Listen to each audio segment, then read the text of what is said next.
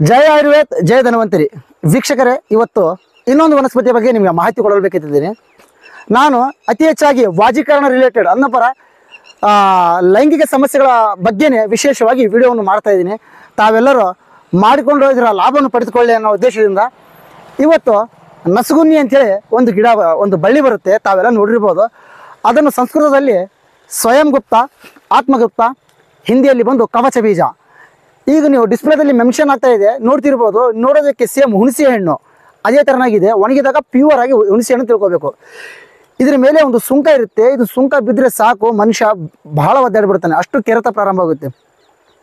ಇದು ವಾಜೀಕರಣದಲ್ಲಿ ಬಹಳ ಅತ್ಯುತ್ತಮವಾಗಿ ಲಾಭ ಕೊಡುತ್ತೆ. ಇದನ್ನು ತೆಗೆದುಕೊಳ್ಳೋದ್ರಿಂದ, ಇದು ತೆಗೆದುಕೊಳ್ಳೋ ವಿಧಾನ ಏನಪ್ಪ ಅಂದರೆ, ನೀವು ಇದರ ಒಳಗಡೆ ಇರುವಂಥ ಬೀಜವನ್ನು ತೆಗೆದುಕೊಂಡು ಹಾಲಿನಲ್ಲಿ ಶುದ್ಧಿ ಮಾಡಬೇಕು. ಅಂದರೆ ಈ ಓಟು ಬೀಜವನ್ನು 1 kg ಬೀಜ ತೆಗೆದುಕೊಂಡು ಹಾಲಲ್ಲಿ ಹಾಕಿ ಅದನ್ನು 1 ತಾಸು ಬೇಯಿಸಬೇಕು. ಬೇಯಿಸಿದಾದ್ಮೇಲೆ ಮೇಲೆಗಡೆ ಸಿಪ್ಪೆ ತೆಗೆದು ಅದನ್ನು ಕುಟ್ಟಿ ಚೂರ್ಣ ಮಾಡಿ ಅದರಲ್ಲಿ ಅಶ್ವಗಂಧ, ಸಫೇದ್ ಮುಸ್ಲಿ, ಸಾಲಂ ಪಂಜ ಹಾಗೂ ವಿಧಾರಿಕಂದ್ ಈ ವನಸ್ಪತಿಗಳ ಚೂರ್ಣ ಮಾಡಿ ಅದರಲ್ಲಿ ಸರಿ ಪ್ರಮಾಣವಾಗಿ ಸಕ್ಕರೆಯನ್ನು ಬೆರೆಸಿ ಬೆಳಗ್ಗೆ 1 ಚಮಚ, ಸಾಯಂಕಾಲ 1 ಚಮಚ ತೆಗೆದುಕೊಳ್ಳೋದ್ರಿಂದ ನಿಮ್ಮ ಲೈಂಗಿಕ ಸಂಪೂರ್ಣ ಸಮಸ್ಯೆಗಳೆಲ್ಲ ನಿವಾರಣೆ ಆಗ್ತವೆ.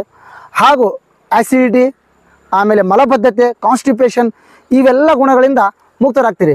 ಇನ್ನೂ ಒಂದು, ಈ ವನಸ್ಪತಿಯ ಬಗ್ಗೆ ವೈಶಿಷ್ಟ್ಯತೆ ಏನಪ್ಪ ಅಂದರೆ, ಇದು ವಿಶೇಷವಾಗಿ ಶುಕ್ರಧಾತು ಮತ್ತು ಮಜ್ಜಧಾತು ಈ 2 ಧಾತುಗಳನ್ನು ವೃದ್ಧಿ ಮಾಡುತ್ತೆ. ಈ ಔಷಧಿಗಳಿಂದ ನೀವೊಮ್ಮೆ ಪ್ರಯೋಗ ಮಾಡಿ ನೋಡಿ, ನೀವು ಇದರ ಲಾಭವನ್ನು ಸಂಪೂರ್ಣವಾಗಿ ಪಡೆದುಕೊಳ್ತೀರಿ. ಹಾಗೂ ನಿಮಗೆ ನಿಮ್ಮ ಭಾಗದ ಕಡೆಯಲ್ಲಿ ಈ ವನಸ್ಪತಿಯನ್ನು ಏನಂತ ಕರೀತಾರೆ ಅದನ್ನು ನಮಗೆ ಕಾಮೆಂಟ್ ಮೂಲಕ ತಿಳಿಸಿ.